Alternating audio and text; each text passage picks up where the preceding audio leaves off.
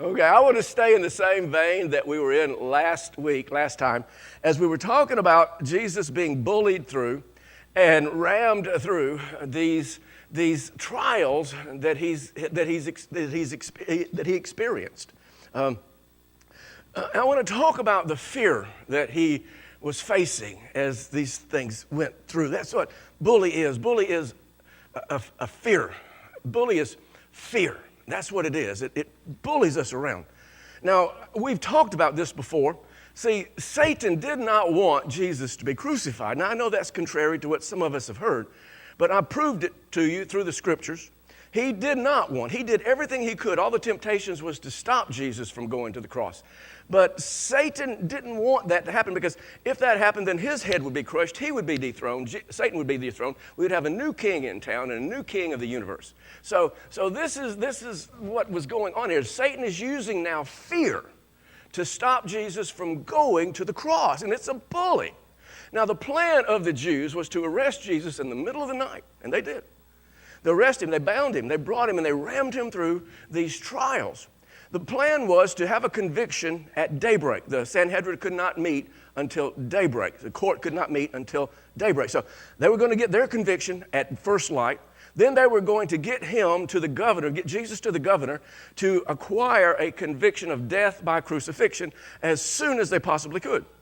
Now, the reason that they were in such an urgency, they felt, the reason that they were doing this so fast and with such urgency was to do it before the city woke up. They would arrest him when everybody was asleep. They did not know how the crowd was going to react. They didn't know if they were going to incite a rebellion. They did not know. And so they were going to do this under the guise and under the secrecy of night. Get it done before anybody awoke, before there could be any witnesses to come for Jesus in his defense, before he could acquire any defense. They were going to ram this thing through and bully this thing through, and they were on schedule.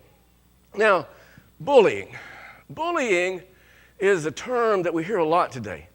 And what bullying is when someone or people or something, it doesn't have to be people, but someone or people or something attempt to dominate us or dominate people, other people, and control other people using fear. That's all bullying is. And we all have faced fear. We've all faced the bully. That's not the question. You cannot go through life and not face the bully of fear. It will hit you. Now, that's not the question. The question is this, is what do you do when you experience the bully of fear? Does it control you? And see, I have seen it control so many people. A 6-7 foot man can curl up in the floor like a fetus because of fear.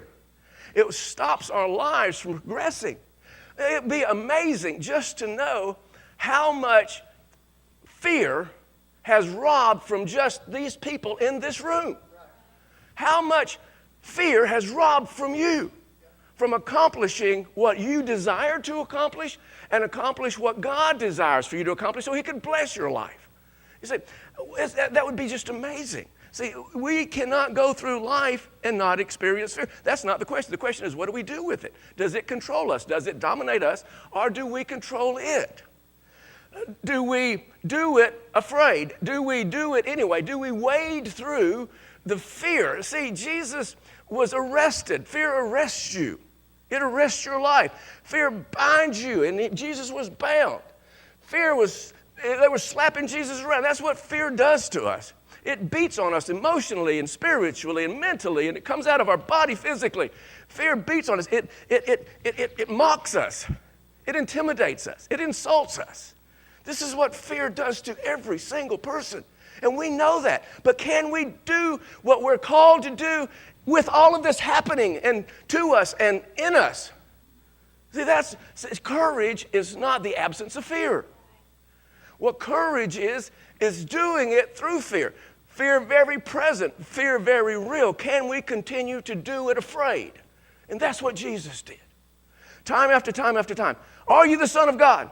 Are you the Christ? Pilate will even ask him as we look at today, are you the king? Are you a king? He had several opportunities to say, no, I messed up. I shouldn't have said that. No, I'm really not. Fear could have bowed him back down, but he didn't. He went through it. And he finished his call. He finished his purpose in life. And if we take up our cross daily and follow Christ, then we will too. We've got to go through the fear. Now, that's what we're going to be talking about. Now, where we left it off last time was they had rammed and bullied him through three trials, Annas, Caiaphas, and the Sanhedrin. And what happened at the court trial is they asked him, are you the Christ? And Jesus says, I'm not going to argue with you about that. If I tell you, you won't believe me. And if I try to reason with you, you won't answer me. But I will tell you this. From now on, the Son of Man will be seated at the right hand of the mighty God. Now, they knew what that meant. That meant they were going to be judged by him. They knew what that meant. Then they said, are you then the Son of God? He had all these opportunities to say no. He says, I'm not going to argue with you about that either. But you would be really wise to say, I am. And when he said the I am, see, to the Jews, what that meant was that he's God, the I am that I am. Go all the way back, the eternal God, all the way back to the book of Exodus where Moses is talking to this bush, and the bush is talking back. And Moses says, who can I tell people sent me? The bush has told Moses to go to Egypt and tell Pharaoh, let my people go. Who can I say sent me? You just tell them that I am has sent you. And that became the eternal name of God. And when Jesus said I am, what he's saying is he was that bush. What he's saying is he is equal with God. And they went irate. They ripped their clothes, they beat their chest, they started screaming and yelling. You've heard it out of his own mouth, with your own ears. You've heard it. What do we do? And they said, he's worthy of death. And that's where we left it last time. Facing these fears, Jesus refused to bow. Now what happens? Let's start reading in book of Luke, chapter 23 and verse 1. Then the whole assembly rose and led him off to Pilate. Now, this is a fulfillment of Isaiah 53, verse 7. It says he's led like a lamb to the slaughter, but he opens not his mouth. This is the fulfillment of that. What they are doing is Jesus is still bound. They're leading him down the streets of Jerusalem. Now, it says the whole assembly was doing this. We don't know exactly how many were involved in this, but we knew that the assembly of the Sanhedrin consisted of 70 men. Now, they had to have a quorum, so that was probably at least 50. So 50 to 70 men are leading Jesus down the streets of Jerusalem in this parade. Now, why? Because they're bullies. This is intimidating. In the event that there was some sort of plan to come and attack and free Jesus from them, then 50 or 70 men would surely, detour that. And also, if they wanted to witness for Jesus on Jesus' behalf, who would want to do that? You got these 70 or 50 or 70 men who are real leaders in the city and real leaders in the county. You don't want to go against them. They should know what they're doing. They should have enough evidence. They should be able to do this. So it would deter any witnessing for Jesus and defense for Jesus. But the primary reason and the thing that they did was bully Pilate, bully the governor. I mean, I'm going to show you in the scriptures, but it's not even 6 a.m. yet. And they're going to Pilate. They're going to the governor. And Pilate, he's probably asleep. He has to get up there yelling and hollering for him. He comes out, he looks out there, and he's looking at 50 or 70 Jewish leaders. They're representing the nation. Now, this is an intimidating thing, and they're demanding the death of this guy called Jesus. Now, what is he going to do? He knows he's being bullying. I'm going to say it now, and I'll probably say it a time or two more. But see, I really feel like, when you read the scriptures, it appears that Pilate is defending Jesus. I don't know if it was so much that, or Pilate was just hating being bullied. He knew these guys were bullying him, and this all was an act of intimidation. And I think it was more that he's trying to resist these. He didn't like them, they didn't like him. I think it was more than that than his respect for the life of Jesus. But at any rate, this is the background of what's going on here. Now, a little information and history about Pilate helps a lot in understanding what he did. Let me give you just a little history about this guy named Pontius Pilate. To have acquired his position in life, he had to earn it. He was the governor or the prefect of 3 areas, Idumea, Judea, and Samaria. He was over all. This is a big area, a lot of people. He had to earn that. So he was a good soldier. He had been a forthright soldier. A fervent one. He had earned ascended into the ranks. He was a general. He was an educated man. He had some contacts. And so he was formidable in all of these kinds of ways. And so he had earned this position. And his duties were basically of three areas. First of all, his primary duty was to maintain peace. And the first accusation that they're going to bring against Jesus is that he subverts the nation. He's causing a disruption in the peace of what you're supposed to be watching over, Pilate. And the second thing that Pilate was, his duty would be to obtain taxes, to receive the taxes. The second accusation they're going to make against Jesus, we'll read it in just a minute, was that particular thing. He teaches not to pay taxes, is what they're going to say about Jesus. We know that's not true, but this is the accusations that they're making. And the third thing that Pilate was responsible to do was watch over the construction that Rome was be doing in the area, any money spent, any construction work. So that was Pilate's basic duties. Now his tenure, he became the governor or the prefect in about 26 AD.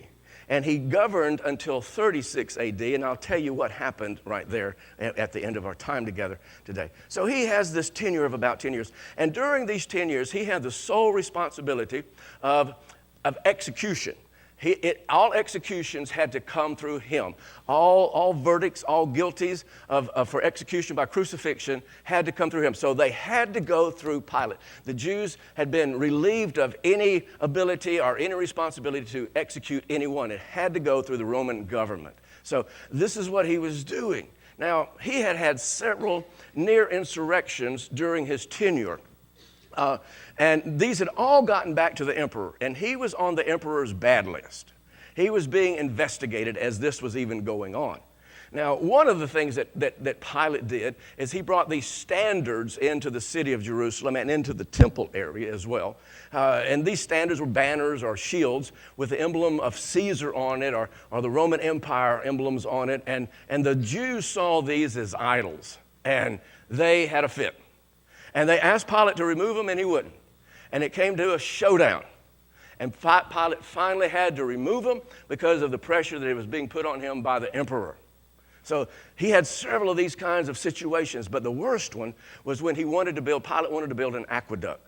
He wanted to bring water into the city of Jerusalem, and so he took money from the Jewish temple to do it. That didn't go well. They rebelled. And several Jews were slaughtered during this time. So now what was happening with the emperor is they were demanding the removal of Pilate. And Pilate knew he was on thin ice. Pilate knew he was being investigated. And if he messed up one more time, he would lose his occupation, but you just didn't lose your occupation with the emperor. You were punished. And he knew that this is where things were with him. Now, he's projected as being this person who was sensitive to Jesus, but he wasn't. He really wasn't. As you read the history about him, Josephus wrote about him, a historian, and Philo wrote about him, another historian. And what Philo said about him was, Philo said, Pilate had vindictiveness and a furious temper. He would get you. He would get mad at you. He would have you killed. This is what he really was. But as vile as Pilate was, when he's compared to these Jews, Pilate's a kitty cat. Pilate's a puppy dog compared to these vile and wicked and mean Jews that were doing this to Jesus and bullying this whole crowd are attempting to.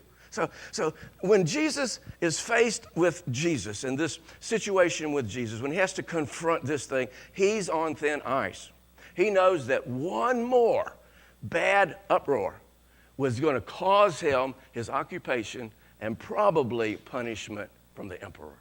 So this is the background of what's happening as Pilate walks out that morning and he sees 50 or 70 Jewish leaders with this guy, and they're hollering for his crucifixion. Let's read now. Verse 2 through 4. And they began to accuse him, saying, "We have found this man." Now you may recall that was our Easter title. This man subverting our nation. That's the first accusation. He's causing disruption. Pilate, you got to deal with this. Number 2, he opposes payment of taxes to Caesar. We know that's not true, but that was what they said. And claims to be Christ the King. He's in contention with the emperor. He's wanting to rebel against the emperor, and he wants to be king. That's the third accusation that they've had against Jesus. So Pilate asked Jesus, "Are you the king of the Jews?" "Yes, it is as you say." Didn't back down to the fear of the bullying. Yes, it is as you say, Jesus replied. Now, John and Matthew gives us a whole lot more of the dialogue between Pilate and Jesus. And Jesus, he asked him, and of course we know that Jesus says, I am, but it's not a kingdom of this world. My kingdom is not of this world. And obviously Pilate understood it. And I'll show you later that I know he understood it. So Pilate, Luke just kind of condenses this down, what Pilate actually says. So Pilate questions him, and he comes out with the verdict that he comes out with. And here's what he says. Jesus replied, then Pilate announced to the chief priest and the crowd, I find no basis for a charge against this man. Now, that seems pretty quick. Here's all these 50 or 70 men out there screaming for. How did he come up with this verdict so quickly? Because he knew about Jesus. Pilate knew about Jesus. That's what Matthew tells us in Matthew 27:18. It says there, for he knew, Pilate knew, it was out of envy that they had handed Jesus over to him. Pilate knew that he wasn't in opposition to paying taxes to Caesar. He probably knew what Jesus had said about it. Render to Caesar what is Caesar's, render to God what is God's. He knew that Jesus wasn't in opposition to the emperor as far as being king. He said, my kingdom's not of this world. He knew enough about the teachings of Jesus and the things of Jesus and the customs of the Jews to know they were expecting the Messiah, and this is what he's talking about. He's not talking about opposition to Caesar. He knew he wasn't causing an uproar. He knew about his region and his area. Everybody knew about Jesus. He knew Jesus wasn't causing a subversion in the nation. He knew about Jesus. Everybody knew about Jesus. So he knew all these things. So he was able to come back pretty quickly and say, he's not guilty. That's his verdict. Not guilty. That's what I'm saying. But they didn't like that. They didn't go along with that. Now, so what do you do when you're pressured by a bully? When you're pressured by fear? What do you do? How do you handle it? See, here's, I think, one thing that we all do. We deflect. We try to shove it off onto somebody else. It's our responsibility to deal with, but we want to kind of delegate it, you know? And this is exactly what Pilate does now. So let me read to you verses 5 through 7 of Luke. But they insisted. He stirs up the people all over Judea by his teaching. He started in Galilee. Now, Galilee is where Jesus was from. Galilee is where Jesus was raised. Galilee is where Jesus ministered for 2 years. He started it in Galilee and has come all the way here. On hearing this, Pilate asked if this man was a Galilean, because Galileans had a different governor. So he's going to deflect if he possibly can. He said when he learned that Jesus was under Herod's jurisdiction, he sent him to Herod, who was also in Jerusalem at that time. Isn't that what we kind of do? We know it's our responsibility to deal with this thing, but we want to push it off onto somebody else. Get it off of me. I want this quandrum off of me. I want it to somebody else to have to deal with it. Now, this Herod guy, this is Herod Antipas. We've talked about him on several occasions. This is the vilest man in the scriptures, I think. This Herod Antipas, he had married he took away, let me start from the beginning, I suppose, is the easiest. He had a brother named Philip. He had several brothers, but he had a brother named Philip. Philip married his niece, his brother's daughter, Philip did, and her name is Herodias. So Herod goes to visit his brother Philip and his wife Herodias, and he falls in love with his brother's wife and takes his brother's wife and marries her, which is also his niece, the daughter of another brother, takes her away from Philip and marries her. And when John the Baptist heard about this, John the Baptist went off the rail. I mean, he's going up and down the Jordan River baptizing people. And so when John the Baptist hears about that, he starts preaching about it. It's his primary subject. And Herodias, who's a mean woman, Herodias and Herod, they want to shut him up. Herodias wants him dead. Herod just wants him to shut up. So he arrests him and puts him in a dungeon. This is where John is at. John is arrested and put into a dungeon. Now, Herod has this big birthday bash, invites all of his buddies, and it's a drunken party.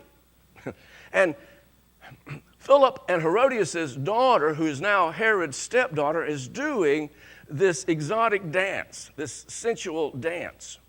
And Herod gets all messed up. He's drunk, he's messed up, he's watching his stepdaughter, which is also his, I guess his niece as well, watching her do a dance. And he gets messed up and he propositions her right there in the party. He says, I'll give you half of my kingdom. And rather than the stepdaughter saying, which is also his name, rather than her saying, you vile, wicked man, she says, let me go ask Mama. So she goes, asks her mother, Herodias, which is also Herod's wife, and says, here's what Herod, your husband, said to me. He propositioned me. And Herodias says this, okay, you can do it, but get the head of John the Baptist on a platter. I want the head of John the Baptist on a platter. So she goes back and tells Herod, this Herod that we're talking about here, says, okay, I'll do it, but I want the head of John the Baptist on a platter. Now, that's where that saying comes from, in case you didn't know. Give it to me on a silver platter. That's where it originated. So Herod does it. Herod has John the Baptist beheaded and brings the head into the party on a platter. Now, these are the people that Pilate is sending Jesus to determine his destiny. Now, I got a lot of thoughts going on in my head right now, but see, these are mean, wicked women, Herodias and this stepdaughter. I mean, but hell hath no fury like... And this is what's happening, and this is a vile man. But to me, it's a picture of a bully. How vile bullying with fear is. How cruel it is. How hideous it is. How incestuous kind of it is to make us and force us to do things and cut our heads off if at all possible, to stop us, put us in a dungeon, chain us up. This is what fear, the bully of fear, wants to do to us. And this is to whom he sent him to. Now, this is where Jesus is now. So let's read now what happens in the presence of Herod. Luke 23, verse 8 said, when Herod saw Jesus, he was greatly pleased, because for a long time he'd been wanting to see him. Everybody wanted to see Jesus. Everybody knew about Jesus. Pilate knew about Jesus. Herod knew about Jesus. Jesus was the talk of the town. From what he had heard about him, he hoped to see him perform some miracles.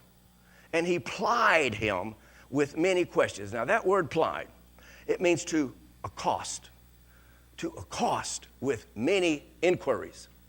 Now, I'm going to bring this out in just a second, but see, this is what fear does to us. Fear accosts us. It comes at us and it badgers us with, what if? What if you fail? What if you die? What if you get sick? What if you make somebody mad? And fear comes at us like that. And so this is the way Herod is coming with his tactics. He's plied him. The chief priest says, but Jesus gave him no answer. That's our title today. Now, what I want you to see while that's up on the screen is, how does Jesus reply to this accosting? He doesn't. He answers him not a word. Jesus gave him no answer. The chief priests, the teachers of the law, were standing there, vehemently accusing him. And then Herod, they're doing their bully thing, and then Herod and the soldiers ridiculed and mocked him. That's what fear does to us. It mocks us. It ridicules us. Dressing him in an elegant robe, they sent him back to Pilate. You can't get rid of the bully. You can deflect it, but you never get rid of the bully unless you face it. That day, Herod and Pilate became friends before they had been enemies. It tells us a lot about Pilate, that you know somebody by the friends they keep. And if you have a friend like Herod's your friend. That's not good. That's not good. Now, what I want to say, this is the 5th trial that Jesus has been through, and it's not yet 6 a.m. Annas, Caiaphas, the Sanhedrin, Pilate, now Herod. 5 trials that they've bullied and pushed and rammed Jesus through to get their will that he be on that cross and dead and buried by sundown that day. Now, They dressed him in this elegant robe. They mocked him and they humiliated him.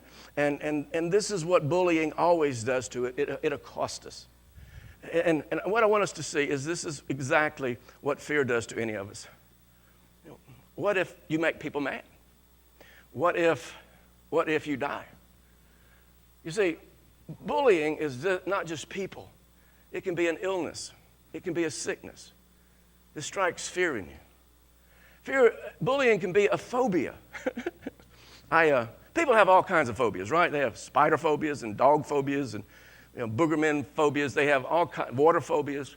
A couple of weeks ago, I smelled something in the media room, and I got looking. I couldn't see anything, and so finally I found this little tiny mouse. He's about that long, dead in the media room. And this big grown woman, I won't call her name, but this big grown woman, she sees it, and she runs like a little girl in high school, grammar school, from this little tiny mouse. I'm thinking, what? But people do. But these phobias usually don't stop you from acquiring your destiny, but fear will.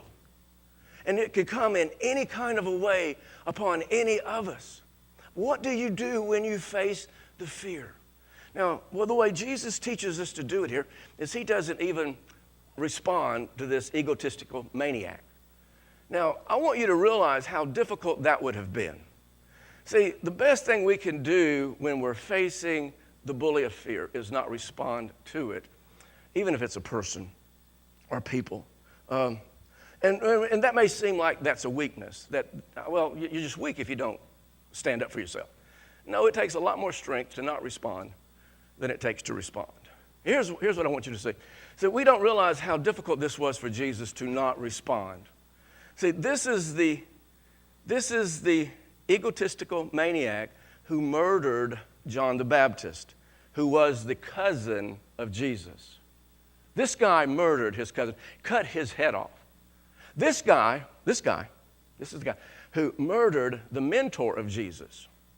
John the Baptist was a mentor to Jesus. This is the guy who murdered the forerunner of Jesus, John the Baptist. How difficult would it be not to say something? What would you want to say to this guy? What do you imagine Jesus wanted to say? And you see, when we come in contact with the bully of fear, whether it be a person or we want to let it accost us. We want to go back at it. We want to reply to it. We want to respond to it. It's the wrong thing to do. And we learn from Jesus not to do that. Now, what we have learned over our time in ministry and in life is the best thing to do. In fact, the most demeaning thing that you really can do. See, like if you send somebody a text or you leave them a message and they don't respond to you, how does that make you feel? Does that kind of demean you? Well, aren't I important enough that you could at least send me a text and can at least call me back? It's a perfect way to respond to a bully. You demean the bully by not responding to it. And what I want us to see is when Jesus, all through this entire time, he was constantly being accosted, but he would not respond. He said, are you the Christ? And he says, well, I'm not going to argue with you about that, but I'll just tell you this, that you're going to see the Son of Man sitting on the right hand of God, the mighty God, and he's coming in judgment on you.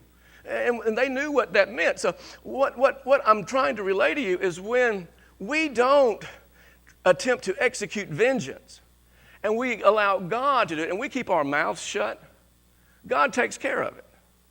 See, that whole generation was executed vengeance on. God came before that generation passed and annihilated the whole generation for executing Jesus. Jesus didn't argue with it. Now, what happened here then to Herod? What took place here? And I want to give you this historic fact aspect of it. What happened is now, it's about 33 AD, 3 years in AD 36. What happened, to see if I can keep this straight for you. Herod's wife, Herodias, has a brother, and his name's Agrippa. Agrippa is also a governor. He's also Herod's brother-in-law, Herod's brother-in-law and his nephew. So it's Uncle Herod to Agrippa, right? Now, they get into this conflict. And what happens is the emperor is a friend of Agrippa's who's in conflict with Herod. And Caligula, the emperor, has Herod exiled because Agrippa gets the emperor to this is so incestuous, it's so mixed up. But Herod is accused of an insurrection against the emperor, so he has him exiled. He strips him of everything. He and Herodias, they're taken into exile and put off. And 3 years later, in AD 39, either Agrippa ordered the assassination of Herod, or Herod died. But either way, Herod is dead in AD 39. 6 years from now, Herod's dead. Jesus refused to answer him, period. What we've learned over our time is that keep my mouth shut. And many of you have watched me do it. I just don't. Yes, it has arrested my life. Yes, it has bound me up. Yes, it is beating me mentally and spiritually and emotionally. Yes, it is assaulting me. Yes, it is insulting me. Yes, it is mocking me. Yes, it's putting garments on me that make me look like something I'm not. Yes. But I have learned. I've got to walk through that. I've got to go through the fear, afraid, but I got to keep on going. I have got to carry my cross. I have got to do what I feel God's called me to do if I want God to bless my life. Oh, I could curl up in the floor. There's been many times I wished I could have curled up in the floor and the whole thing gone away. But what you learn to do is you do it afraid. And that's what Jesus did. He would not answer him one word. Now, Jesus is back now to Pilate. Let me go through the rest of it really, really quickly, as fast as I can. You should be very familiar with these passages that I'm reading. That's what I really wanted to talk about right there. But you should be really familiar with the rest that I'm going to be talking about here. And so I'm going to read through them quickly, and I'm going to pull up just some points that I think that you need to be aware of, and it makes it more insightful for us. And when Matthew's writing about this, he writes this in Matthew 27:19. He says, while Pilate was sitting on the judge's seat, and he's trying to figure out what to do with Jesus, his wife, Pilate's wife, sent him this message. Don't have anything to do with that innocent man. That's the part I want to pull from. For I have suffered a great deal today in a dream because of him. So Pilate's sitting on the judge's seat, and he hears a psst. General Pilate, psst. General Pilate. What? We have a message for you. From whom? Your wife. Now, if you're a husband, you know how that is. See, your wife feels like she can interrupt you no matter what you're doing, and she can. She can, right? They can. That's the way it should be, right? And so they can. So this is what's happening. And so now his wife is saying, don't mess with this innocent man. And that's on one side of him, and the Jews are on the other side. Pilate can't win. He's not going to win this thing. He's going to lose one way or the other. But the point that I really want to bring out of this thing is this, is that every Gentile who is involved in the judging of Jesus for crucifixion said he's not guilty. He's innocent. Every Gentile. If you ever wonder who was responsible in the natural for Jesus being executed, it wasn't Pilate. It was the Jews. It wasn't the Gentiles. It was the Jews. That's in the natural. But what you've really got to remember is in the background, it's been the plan of God from the foundation of the world. From the very beginning of it, Revelation 13:8 says, the Lamb of God was slain from the foundation of the world. Yeah, we can blame the Jews. We can blame Satan. But really, it was God who did this. All right, now the next passage is going to be pretty long. I'm going to pull out a couple of thoughts for us as we go through it, reading verses 13 through 25. Pilate called together the chief priests, the rulers, and the people, and said to them, you brought me this man as one who was inciting the people to rebellion. I have examined him. I've questioned him in your presence and have found no basis for your charges against him. Neither has Herod. For he sent him back to us. As you can see, he has done nothing to deserve death. Therefore, I will punish him and then release him. Wait a minute. If he's done nothing, then why are you going to punish him? What's that about? Because you're bowing to the bully. You're relinquishing to the bully. And this is what happens when we make deals with the bully. That doesn't work out well. I will punish him and then release him. With one voice they cried out, away with this man! Release Barabbas to us. Now, Barabbas is a terrorist. That's who Barabbas is. Barabbas had been thrown into prison for an insurrection in the city and for murder. Wanting to release Jesus, Pilate appealed to them again. But they kept shouting, crucify him, crucify him. And for the third time he spoke to them. 3 times Pilate says not guilty. He tries to stand up against the bully of fear, but it's not going to work. Why? What crime has this man committed? There are no witnesses. There's nothing to prove his guilt. Why? I have found in him no grounds for the death penalty. Therefore, I will punish him and then release him. But with loud shouts, they insistently demanded that he be crucified, and their shouts prevailed. So Pilate decided to grant their demand. He released the man who had been thrown into prison for insurrection, Barabbas, and murder, the one they asked for, and surrendered Jesus to their will. So Pilate, because of pressure, released a terrorist. But at least he only released one. I won't say any more about that. Now, what I want you to see, I don't need to, I can say, but what I want you to see is they didn't just want Jesus punished. They just didn't want Jesus just dead. They wanted Jesus tortured, humiliated by crucifixion. Now, that's what a bully wants. A bully wants you totally humiliated. The bully wants you tortured. That's what fear wants to do to us. That's what they wanted. Reading in Matthew chapter 27, verse 24. When Pilate saw that he was getting nowhere, but that instead an uproar was starting. Now, Pilate cannot stand another uproar. An uproar was starting. He took water and washed his hands in front of the crowd. Now, what we don't know is that this is actually a Jewish custom. You've heard this. It's actually a Jewish custom. I have you the reference here. It's Deuteronomy 21, 1 through 9. And it's supposed to purge you from guilt. So this is what Pilate's doing. He's doing their custom, something they would identify with. An uproar was starting, so he took water and washed his hands in front of the crowd. I am innocent of this man's blood, he said. Let's stop there just a second and pause and think about that. Does washing your hands make you innocent?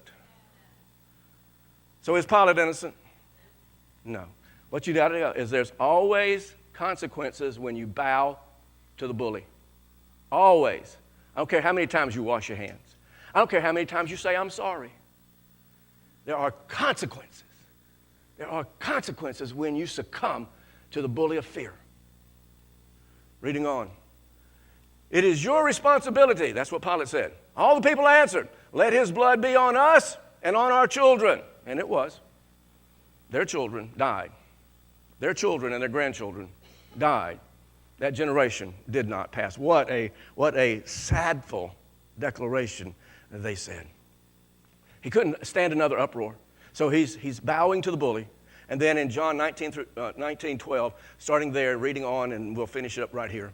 From then on, Pilate tried to set Jesus free, but the Jews kept shouting, if you let this man go, you are no friend of Caesar. You're the traitor, Pilate, if you let him go. Anyone who claims to be king opposes Caesar. When Pilate heard this, watch what he does. He brought Jesus out and sat down on the judge's seat at a place known as the stone pavement, which in Aramaic is Gabbatha. It was the day of preparation of the Passover. What does that mean? I'll tell you in just a second. It was the day of the preparation of Passover week, about the 6th hour. Now, it's just now 6 a.m. They have rammed Jesus through, bullied Jesus through all of these trials, 6 of them now. Rammed him through, bullied him through in just a few hours. This was their agenda. The Roman time is like our time's 12 a.m. to 12 a.m. Jewish time was from sundown to sundown. 6 a.m. in the morning. Here is your king, Pilate said to the Jews. But they shouted, take him away. Take him away. Crucify him. Shall I crucify your king? Pilate asked. Now, we've got to realize what he's not saying, are we going to crucify this king in comparison to the emperor?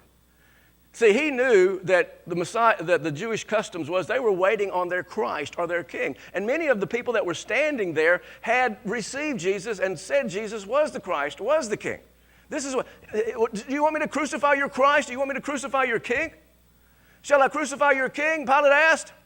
We have no king but Caesar, the chief priest answered. Finally, Pilate handed him over to them to be crucified. So the soldiers took charge of Jesus. That's the death squad, took him to be crucified. Now, it said it was the day of preparation of Passover. What does that mean? The day of the Passover, the lambs were slain. At 3 o'clock, they began slaying the lambs. Jesus will die on the cross. 3 p.m., the lambs were slain. At 3 p.m., Jesus will die on the cross as the Lamb of God. It was the day. Yes, it was their agenda to have him crucified, have him dead and buried by sundown. Yes, that was their agenda. But in reality, we've got to always keep this in our head. This was God's agenda. And when I say God, I'm not just talking about Father God. I'm talking about God the Father, God the Son, and God the Holy Spirit. This is what Jesus wanted. Jesus wanted to be crucified. He wanted to be dead. He wanted to be buried by sundown. It was a day of preparation. No matter what we think, this is what God did for you and for me, to redeem us, to save us. This is what Jesus went through. All of this humiliation, going through all of this bullying. But what happened here? Pilate sold his soul for his occupation. Pilate sold his soul to avoid punishment. Pilate sold his soul because of the bullying of the crowd. So I want to ask you, what is it? What bully could cause you to sell your soul? What bully is more important to you than Jesus? And we would all say, none. But I have seen people bullied by their occupation and forget Jesus and sell their soul for their occupation. I have seen people bullied and sell their soul and their family become more important than Jesus. Now, I'm not saying family is not important. I'm not saying occupation is not important. But when you get into the big scheme of things, Jesus better be very high on the list. I have seen people bullied, especially in school, bullied by peer pressure. Friends that we have, relationships that we have, bully us. And they become more important than Jesus. The lake becomes more important than Jesus to it. We sell our souls to bullies. What happened to Pilate? Very much like what happened to Herod. AD 36, an insurrection happens. Pilate is called by Caligula, the emperor, to come back to Rome. He's stripped of all of his power, all of his money, all of his possessions, and he's sent into exile. 3 years later, same year of Herod, the emperor either orders the assassination of Herod or gives Pilate, he orders the assassination of Pilate or gives the order that Pilate can commit suicide. Don't know which one happened, just know Pilate's dead in AD 39. There are consequences if you're a bully. There are consequences. God will get you. There are consequences if you bow to a bully. Like Pilate, God will get you. Washing your hands, saying, I'm sorry. Not fulfilling your call and purpose. There are consequences. What could possibly cost you your soul? What fear is it that you face? And the question is not will you face it? What will you do when you face it is the question. Will it control and dominate you, or will you control and dominate it? Are you able, are you capable of doing it afraid and keeping your mouth shut? Can you answer not back a word? If you can, then you're a follower of Jesus Christ. You're taking up your cross daily, and you're going to fulfill your purpose, and God's going to bless your life. Let me pray for us. Father.